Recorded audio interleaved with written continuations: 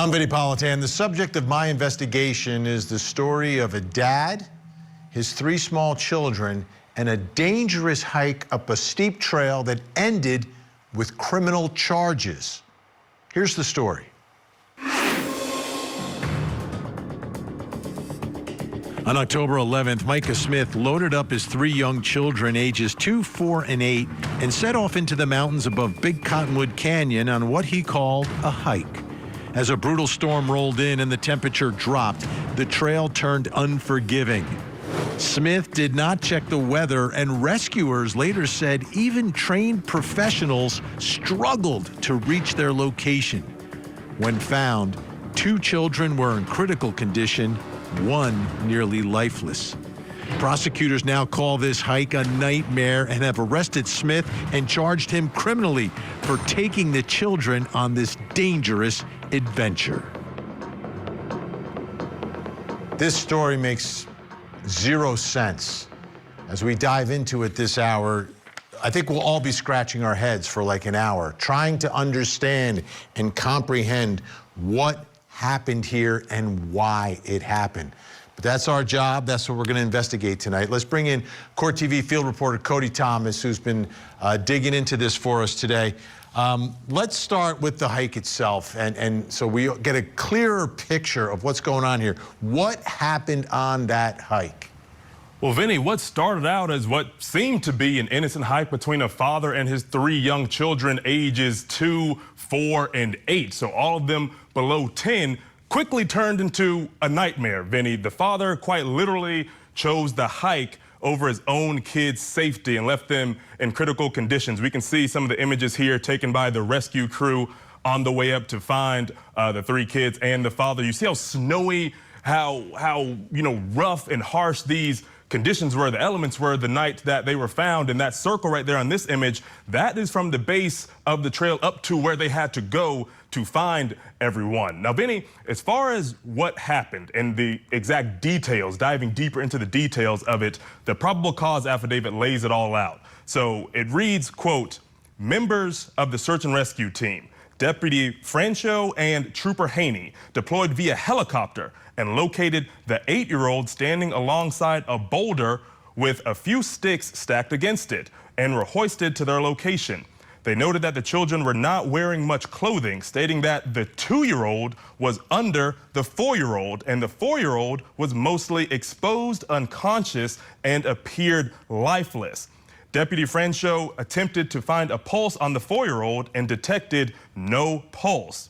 The 8-year-old reported that on the day of the hike, they got snacks. She said Smith, Micah Smith, the defendant here, told her it was going to be a 9-mile hike and a 9-hour hike, but wasn't sure which. The 8-year-old described that she was tired at the beginning of the hike and ate the snacks they were supposed to save. The 8-year-old said they climbed about 2 miles from the top and they had to climb rocks and grab onto bushes. The 8-year-old said near the top, the clouds started to come in, and she suggested to Smith that they should go. But he shook his head no and said, this is a once-in-a-lifetime thing. The 8-year-old said she again expressed to Smith that they should really go and said that she was getting scared. The 8-year-old said Smith told her, you shall not pass. And then the storm came in really quickly, and she described that it was snowing, hailing, and raining. She said she was worried about not living, but Smith told her that they were okay. The 8-year-old described that it was a really hard night and she was freezing cold. She described that she had to keep the 4-year-old warm and Smith had to keep the 2-year-old warm. The 8-year-old described that their teeth were chattering and their clothes were wet. The 8-year-old stated that one of her brothers had hypothermia and she ran to her brother with hypothermia and hugged him tight to try and make him a little warmer, and she had to breathe into his mouth and push on his chest. Vinny, this is the type of stuff that they write horror and thriller movies about. I mean, you have an 8-year-old acting as if she's responding, an ambulance person coming out to save her own brother. And this is all at the fault of her own father in these harsh conditions on this very difficult and steep trail. Just looking at those photos, it's absolutely jaw-dropping. And then when you hear the 8-year-old attempting to be the voice of reason, the adult in all this. It's absolutely shocking. All right, Cody's sticking around for the hour. That brings us to the first question in our investigation. And I'm sure it's a question that the children probably had too. Why would Micah Smith take his children on this hike? What are you doing? Why would you do this? Here to help answer this question, clinical psychologist Dr. Adolph Brown III. He's also a child and family expert. Also with us, lives out there in Utah private investigator Jason Jensen. All right, Dr. Brown, let me start with you. What are your thoughts here about why? Well, first of all, I heard everyone say that this was a nightmare. Let's get it straight. We can wake up from a nightmare. This was a death trap, a death trap. So with a parent understanding this, or at least attempting to, and still doing it, this is delusion. This is a classic symptom of delusional behavior.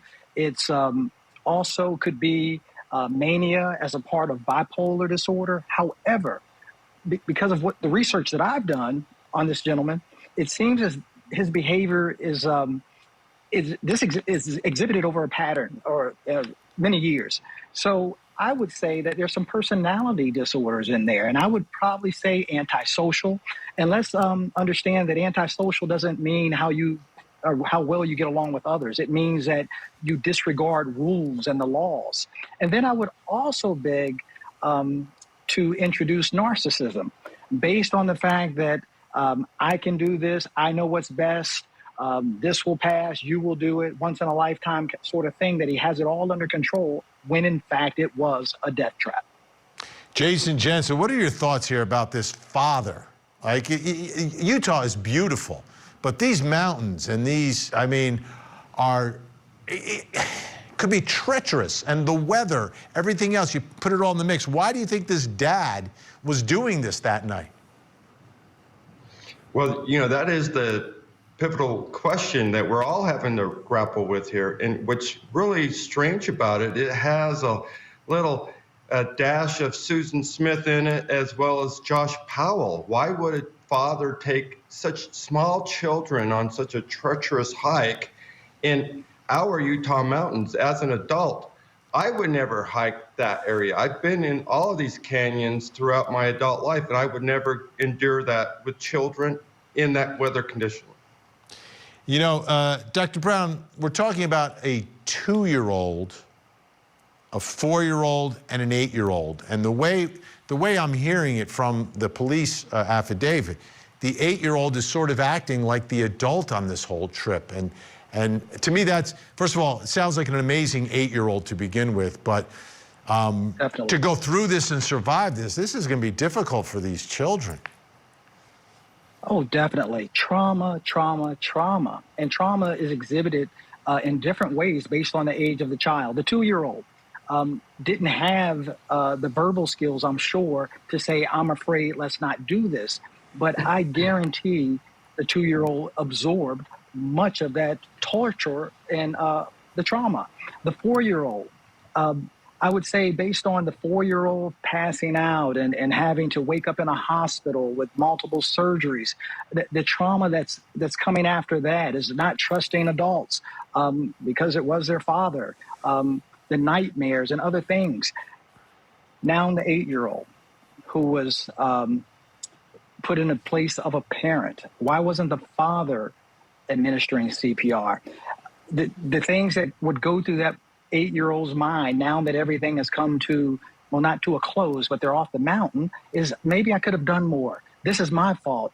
What was I supposed to do? Did I do this right? Or did I? So there's so many things trauma related that these children are going to have to deal with long after the trial. Yeah.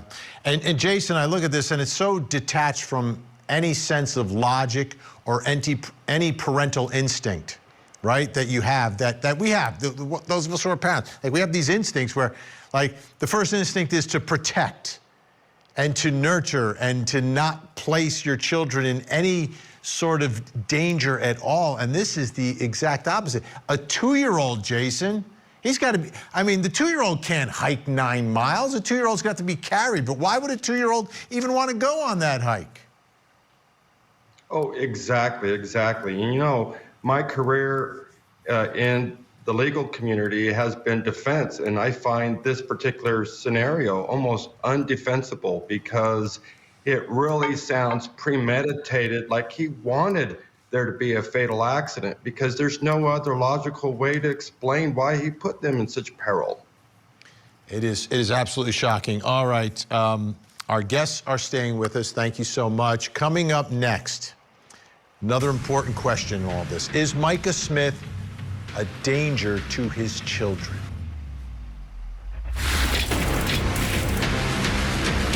Children who had fallen down and taken some head trauma, including one who had stopped breathing.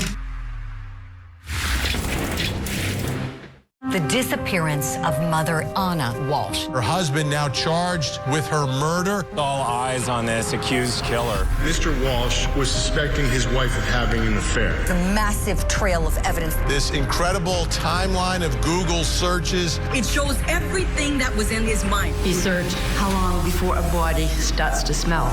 The disappearance of Anna Walsh murder trial. Live coverage weekday mornings, 8, 7 Central on Court TV. The search and rescue folks, for them, this hike was a hard hike. This is not an easy hike. This is a one that even as trained professionals, they suffered injury trying to respond to it. Think about that. The search and rescue experts trying to save these children, they got hurt going out there. That's how treacherous it was on that hiking trail, going way up, miles. All right, let's bring back in Cody Thomas, who's been covering this for us. Let's talk about the children. What types of injuries did the children suffer as a result of this absurd hike? Well, Vinny, I just want to remind our viewers, these three children were only 2, 4, and 8 years old, exposed to these harsh conditions that could easily and quite clearly can take out an adult. Now, their injuries were laid out in detail in the probable cause affidavit. It says, quote, medical records show that while en route to the hospital, the 4-year-old was pulseless and CPR was initiated. En route, the 4-year-old was intubated and received approximately 25 minutes of CPR. It was noted that his heart rhythms were either asystole or bradycardic. Upon arrival at the hospital, his core body temperature was 17 degrees Celsius or 62.6 degrees Fahrenheit, and CPR was continued with 3 rounds of epinephrine. The 4-year-old was emergently placed on VA ECMO. While in the hospital, the 4-year-old suffered a stroke, which required a portion of his skull to be removed and an external ventricular drain to be placed. Smith stated they, quote, made good time up the trail and were near the summit around 6 p.m. Smith said around this time the weather turned into mist, fog, rain, and hail. Smith said they attempted to hike back down the trail and made it approximately 600 feet down before he decided they should find shelter and estimated it was 8 p.m. Smith said while they attempted to hike down, the two-year-old fell and hit his head and appeared dazed. Smith reported that around this time, the 2-year-old was unconscious and stopped breathing. Smith said he performed CPR on the 2-year-old until he was breathing on his own. And Vinny, as I'm reading this, our guest, Dr. Brown, has it right. This was a death trap, not simply a nightmare. It is unreal. So, father makes a court appearance. What is Micah Smith saying? Well, Vinny, he's still trying to convince everyone that he's not a danger to his kids, let alone anyone. Take a listen to what he tells a judge in a previous hearing. Is there anything that I can do to help show that I'm not a danger or threat? Okay. Well, Mr. Smith, that's an excellent discussion for you to have with your lawyer. At this stage of the proceedings, there's not anything further for us to decide. I've made my decisions in the case today. And Vinny, the decision the judge is referring to there is keeping Smith behind bars, denying his early release from jail. So he is currently sitting in jail as we speak. Yeah, in jail, away from his family. All right, Cody, thanks so much. And that brings us to the next question in our investigation. He's still a father. You know, the children have been through a lot. Are they ever going to want to see him again? Probably. But here's a big question. Is Micah Smith a danger to his children? It's one of the reasons he's locked up, right? Because we have no idea what exactly is going on here. Judge didn't have enough information, so I'm erring on the side of caution here. But is he a danger? Here to help with our investigation, clinical psychologist Dr. Adolph Brown III, also a child and family expert. Also joining us, Utah criminal defense attorney Sky Lazaro. She is the former attorney for Corey Richins. Great to see you. Sky, I'll begin with you. And to me, this is a big issue, right? One of the reasons you keep them locked up, keep them away from those kids who can be very vulnerable. They've been through all this. What are your thoughts about this issue? There's a couple of things that are going to go on in this case. He's going to have multiple venues where he's going to have to establish that he's not a manageable risk. As it relates to bail and whether or not he's released, one of the questions the statute contemplates is he a manageable risk either to the alleged victims or to the community? The other thing he's going to have to deal with is likely a DCFS action for Child and Family Services. And then they're going to make their own determination, and that goes through the juvenile court. So the question is will he see his children in the future? Probably yes. But how is the court going to handle that? Is it going to be supervised? It's not likely that he's probably going to see them, although I have managed to do that in some cases while he's in custody. All right, Dr. Brown, what are your thoughts here? Is this man, Micah Smith, at this point, a danger to his children? Indeed. Indeed. In fact, as we talk about risk assessment from a mental health standpoint, what stands out to me most with the question that he asked the judge is that he doesn't even understand the danger that he put his children in. So that's a huge disconnect, that he's asking, what can I do? And not saying, I apologize, I'm remorseful. His behavior during the incident when he walked to the first responders and said, oh, my 4-year-old's dead. So, I mean, as parents, outside of love, our duties are to guard and guide, protect our children. I'm a father of 8. I couldn't imagine. This story has actually broken my heart. Because I see mental health all over it. The psychosis, the delusional behavior, the fact that he's away from the children, but he still doesn't understand the harm he put them in. He is indeed a danger and a risk. Dr. Brown, did you say 8? 8. Congratulations. That's we need young adults. we need a whole hour just to go through that, just to understand everything you've been through. But obviously the kids are in great hands. Sky Lazaro, so looking at Micah Smith, and what did you see in that appearance, in his interaction with the judge?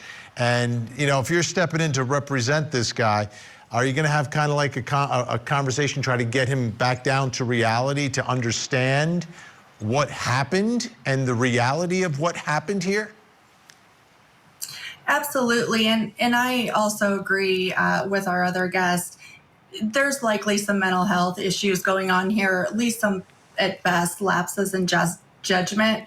Maybe you start with a mental health evaluation and try to figure out what's going on. I agree that question is a little bit weird, and sometimes that takes really hard discussions with your clients to say, look, what you did was not good. You put your kids not only in danger, they were actually injured. And now it's not about like, what can I tell you that's better? It really becomes about what can I do to make it better? Yes, apologizing helps, but really it's taking a look at the individual, getting them any of the services or help that they need to try to combat that going forward, so that they can make better decisions in the event that he is released at some point and is able to have contact with his children. So let's talk about that contact, Dr. Brown. How and when could that happen in terms of what's in the best interest of these children? Well, one of the things is to actually talk to the children, to make sure that the children's trauma isn't such that they will be re-traumatized to see dad too soon.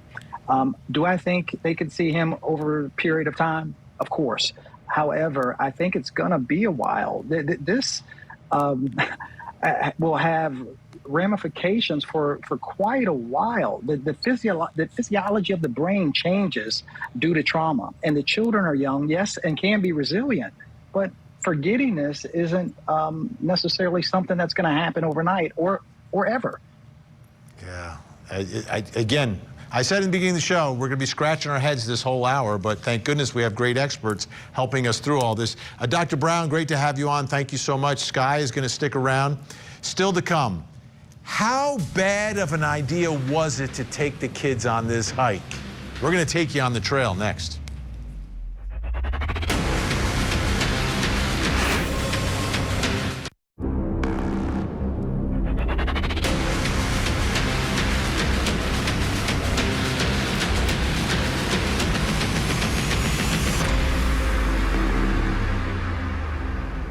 I'm Vinnie Politan. We continue our investigation of the dad from Utah who took his children on a dangerous hike up a steep trail in Utah that ended with him in jail. Here's the story. What was supposed to be a father's bonding adventure became a descent into horror. High above Utah's canyons, mountain winds howled, snow fell, and 3 children huddled under a rock, frightened, cold, begging to go home. Investigators say Micah Smith, their father, pressed them onward, ignoring pleas and text messages from their mother warning, turn back. Security camera-like video later recovered shows a little girl trembling and whispering, "Are we going to freeze to death, Daddy?" Rescue crews braved rock slides and freezing cold just to find them alive. But now Smith faces criminal charges, a reckoning for risking the lives he was supposed to protect. You know, the one thing about this job is there's always something that you would never expect or never even conceived could happen, happens. This is one of those cases. This is one of those stories. Those children are 2, 4, and 8 years old. I want to get some more details now. Let's bring back in Court TV field reporter Cody Thomas. Let's talk about the trail itself, because I think it's really important that we have some context for this, especially those of us who haven't been out there, maybe those of us who don't do a lot of hiking. What was it like on that trail? Well, Vinny, I'm one of those people who has never done one of these big extreme hikes, but I scoured the internet today trying to find anybody, you know, some type of hiking influencer who's been on this trail or just someone who's been on this trail in general. And I ended up finding multiple people who spoke to me about the difficulty of this trail. They all said even for the most experienced hiker, this trail can be very humbling. But before we get to that, Vinny, I just want to show some footage that I found online of the trail today. We'll start with YouTube user Renee Yeoman. She posted this video right here showing the snowy conditions of the trail. You can see, because we know it was snowing that night, you can see how many trees and rocks and what it looks like when the snow actually comes down on this trail. And even looking at this video right here, you see how treacherous it can be. You can easily roll an ankle or do anything to injure yourself there. Moving along, Vinny, this is YouTube user Hike With Me. This is showing how much brush is on the trail, because remember the 8-year-old talked about once they got closer to the top, talked about grabbing onto bushes and trees, trying to balance themselves and keep from falling and injuring themselves. But you see how thick some of that brush is on this, again, very treacherous and rocky trail.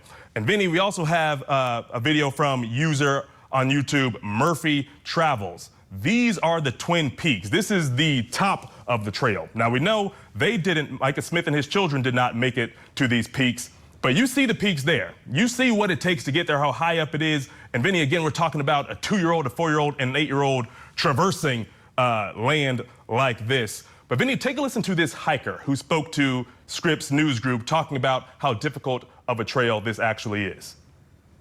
My kids hike, and they're 8 and 10, and they're nowhere near, they couldn't do that trail. That is a very impressive and difficult trail. Especially in Utah, people hike so much here. So tragedy can occur to any family that does that. So just, yeah, always be prepared, but our thoughts definitely and prayers go out to them.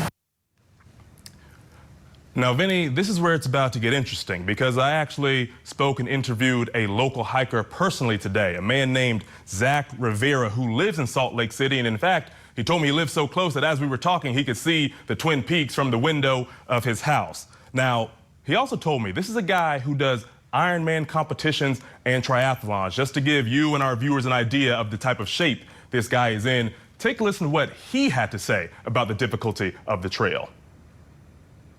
It starts relatively easy, not too bad, and then it leads to this beautiful meadow that's super open, and that's when you basically lose the trail. So at that point, you kind of have to you got to be really good at route finding. We lost the trail a bunch of times when we were doing that route. Once you get past the meadow, there's this place that a lot of locals call Boulder Hell. And it's just big boulders. You're basically just boulder hopping. Lots of areas where you could lose your footing. Unstable rocks. Definitely a good place to roll your ankle very easily. At that point, so once you continue to get past Boulder Hell, there's a lot of areas where it turns into like class 3, class 4 scrambling, where you're going to use your hands. And it's basically not quite rock climbing, but areas where if you fall, you could seriously injure yourself or die. Gotcha. And then it gets to another point where they call it the crux. It's like the hardest section of the hike. And that's like a 60-foot wall. That's like, it's not super vertical, but it's like this. It's pretty dang steep. And that's intense. I do Ironman triathlons, and we've been doing all sorts of crazy peaks in the Wasatch. And when I first hit Broads Fork, it was humbling, big time. Definitely some really scary spots where you have to down climb also, which is scarier than the climb itself. A lot of people say Lone Peak is the hardest peak in the Wasatch. I think Broads Fork Twin Peaks is harder than Lone Peak. So that's my opinion. So, Vinny, just a quick little recap here. He talked about boulder hopping, unstable rocks, and the fact that you could die at a certain spot if you lost your footing and fell. Now, another thing to note that he told me was that around the time that this happened with Micah and his kids, he says everyone out there, the hiking community, everyone who lived in the area knew that this massive storm was coming. Take a listen to this. You don't want to be up there when a snowstorm's hitting at all. Let alone like even a little bit of rain would be sketchy up there. Everybody in the state knew there was a huge snowstorm coming that day. And that was not a day to be hiking at all. It was just one of the biggest snowstorms we had this year already. So definitely an intense time to get out there. When you're going off on like a big adventure like that, you definitely check the weather before you get up there. That's something that everybody should do if you're going for a hike. You need to check the weather. And it was one of the biggest snowstorms. Everybody was talking about it, how it was just going to be a crazy snowstorm. So anybody hiking that day, not sure what they were thinking. And that's the golden comment there, Vinny. Not sure what anyone was thinking, let alone here Micah Smith with his 3 young children. One of the biggest snowstorms of the year, and he still took them up that already treacherous trail. Unbelievable. And the images that you found of going up there. Then what really struck me, you talked about, there's a part where, you kind of lose the trail. And like, he's a hiker. These are children. These are children on a night when this storm was coming in. Cody, thanks so much. That brings us to the next question in our investigation. How bad of an idea was it to take the kids on this hike? I don't even know how you measure that. Here to help answer the question, retired police commander, author, and host of the podcast Profiling Evil. He is from Utah, Mike King. Also with us, Utah private investigator Jason Jensen. I've got my Utah guys here. Mike, your thoughts, first of all, about how bad of an idea was it? And those storms that come in take something that's dangerous and make it potentially deadly. Well, yes. I mean, even without hindsight, it's a bad idea to go up there with anyone that's not physically fit. I remember as a young scout, 12 to 16, 17 years old, hiking that as a group. It was grueling. To do that with a 2-year-old, a 4-year-old, an 8-year-old is unconscionable.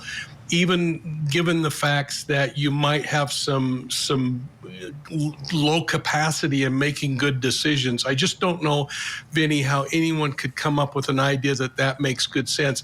You and I have been in Park City together. That's 7,000 feet. The top of these peaks in that area are 11,000 feet.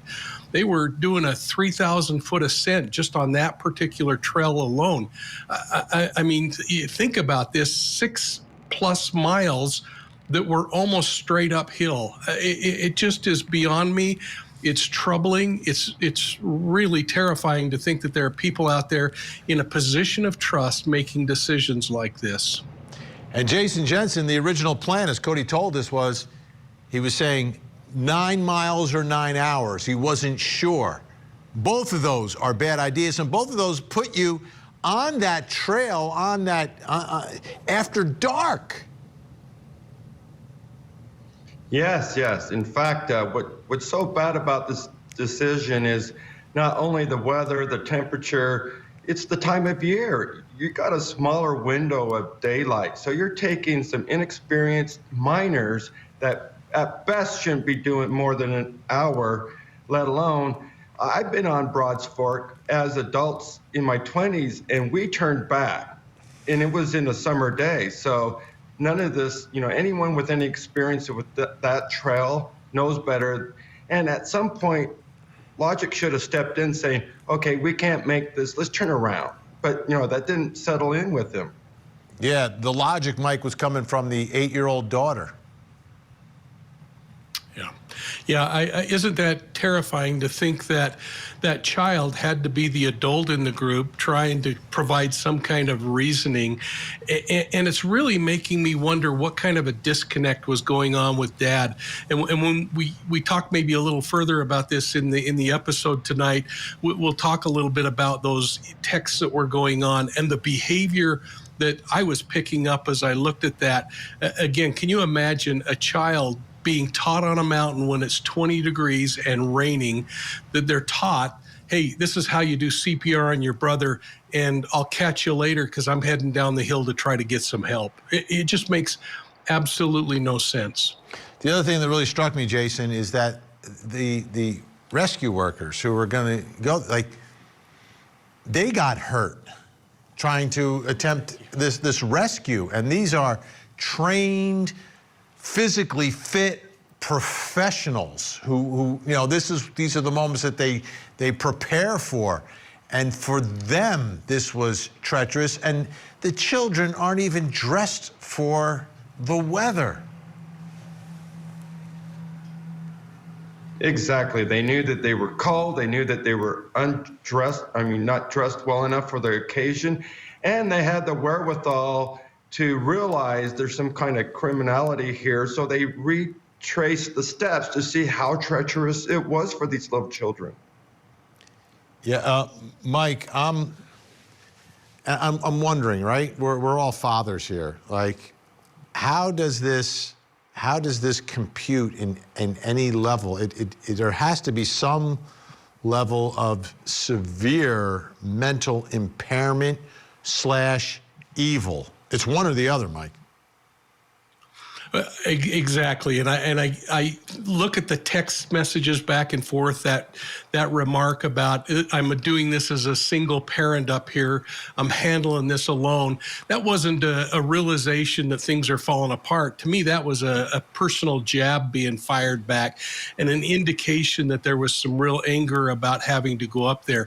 We've seen it before in familial kinds of domestic violence where somebody purposely injures the children in order to hurt the other spouse. And I'm not saying that's what's going on here, but I think it has to be considered by law enforcement and by the prosecution, and hopefully by the mental health providers who are talking to this guy. And the flip side of it is that maybe it was just a mental health breakdown, but there were precipitating kinds of stressors suggesting that this wasn't the first time. There's evidence suggesting that there had been other kinds of ideological thoughts about going up into the mountains and doing some things that are pretty aggressive. That all is really troubling to me, Vinnie. And you know what? Even if it was mental illness, and we got to lean on the side of being a little bit compassionate about the father making a really bad decision in a mental health crisis, that's got to be one heck of a crisis to take a 2-year-old, a 4-year-old, and an 8-year-old and make them climb up a mountain that, frankly, most of us wouldn't even want to attempt it in our best condition. Yeah, and Jason, Mike brings up a great point about a big part of the investigation may be what else was going on inside that household. Oh, exactly, because either there's a history of abuse or a history of mental illness, and the wife and other family members are going to have some experience and some input to that to determine, to help law enforcement decide whether this was gross negligence or if it was some kind of intentional act. Jason Jensen, always great to have you on the program. Mike's going to stick around. Coming up next, what should happen to Micah Smith? Do find by a clear and convincing standard that you would be a danger to the alleged victims if you were released today. The disappearance of mother Anna Walsh. Her husband now charged with her murder. All eyes on this accused killer. Mr. Walsh was suspecting his wife of having an affair. The massive trail of evidence. This incredible timeline of Google searches. It shows everything that was in his mind. He searched how long before a body starts to smell. The disappearance of Anna Walsh murder trial. Live coverage weekday mornings, 8, 7 Central on Court TV. No in-person, no telephonic, no electronic, no written contact. You may not go where they live or go to school. You may not have anyone else contact them for you, so no passing messages to them through anyone else. And you may not possess a weapon or any kind of ammunition while this case is pending. Mr. Smith, do you understand those expectations that I've laid out for you? Yes, Your Honor, I do. Judge laying out the conditions and the protective order, keeping Micah Smith away from the kids, away from his family, but he's locked up. Let's bring back in Cody Thomas, Court TV field reporter, and let's talk about the actual, let's get into the law now, let's get into the actual charges that Micah Smith is facing here. Well, Vinnie, he's facing a total of 6 first-degree felonies out there in Utah. 3 counts of felony child torture and 3 counts of aggravated child abuse intentionally or knowingly. And Vinnie, what I want to do now, I want our viewers to take a listen to the prosecutor's response to Smith asking for an early release from jail. Take a listen. I was wondering if you might consider a pre-release. Let's see. Mr. Ross, what is the state's position on a request for a pretrial supervised release? That's a hard no, Your Honor. Haven't had an opportunity to bring the victim to weigh in on this. Do find by a clear and convincing standard that you would be a danger to the alleged victims if you were released today. Now, that's not a permanent decision, Mr. Smith. It's a temporary one, and it can be reviewed as soon as your next hearing in front of Judge Ruby Mills. But, sir, you will remain in custody until that detention hearing and until Judge Ruby Mills decides to release you. So Vinnie, a hard no. He will not be getting out. And I was doing a little research today just to, get a little more grasp on the legal aspect of this, because those are all first-degree felonies. In Utah, each charge carries a mandatory minimum of 10 years behind bars. All right. Cody Thomas, great reporting tonight. Thank you so much. And that brings us to the final question this hour about this case. What should happen to Micah Smith? This is an unusual case. Let's bring in our guests who are going to help us answer this question. Joining us Retired police commander, author, and host of the Profiling Evil podcast, Mike King, and also still with us, Utah criminal defense attorney Sky Lazaro. Sky, first give us some context here. How serious are these charges? First-degree felonies in the state of Utah are the most serious charges that we have. Not only do they have a minimum mandatory, they carry up to a life in prison sentence. Now, that doesn't mean that you do life. We have an indeterminate sentencing structure here in Utah, so it's ultimately, if he's convicted, going to be up to the Board of Pardons and Parole, how much time he would serve, and then be out on supervised release. But very serious is the answer. Okay, and a follow-up to that. Let's get to the question. What should happen to Micah Smith here, from your perspective? You know, I'm a defense attorney. This is really early in the case. He is, no matter how bad it sounds or how terrible this case is, he's presumed innocent until he's proven guilty. There is a lot that needs to happen in this case. The defense is going to need to get all of the discovery. You have to keep in mind, when you look at the probable cause statement associated with informations that are filed with the charges, really what we're looking at is the state's greatest hits. You know, it's what they have to support the charges. So if there's mitigating evidence out there, or there's other things that need to be considered, those things will still need to come to light. Mike King, from your perspective, what should happen here to Micah Smith? You know, I look at this in the same way I think that we're seeing talked about tonight, that we need to let this thing play out a little bit. But here's the thing that I keep going back to, is that there has to be accountability, and the accountability has to match the behavior, not what the outcome was, because he shouldn't get credit for a miracle that happened on that mountain. And I think equally important that the patterns before that single day also need to be taken into account, because as we see these kind of multiple factors stacking up, we don't want to treat it as a one-off. We've got to be able to look at whether this was an escalating problem and whether it's something that has been repeatable. We've talked about it before, Vinnie. Past behavior is predictive of future behavior. And so I guess I go back to the idea of let the system roll out, but let the process roll out, but you got to have accountability. Sky, from your experience, do you think this is something that is going to be worked out, or do you think this is something that may come to a head and end up being a trial? You know, ultimately, that's a decision the defendant Micah Smith is going to have to make himself. He is the only person who can agree to some sort of plea agreement or decide to exercise his rights to go to trial.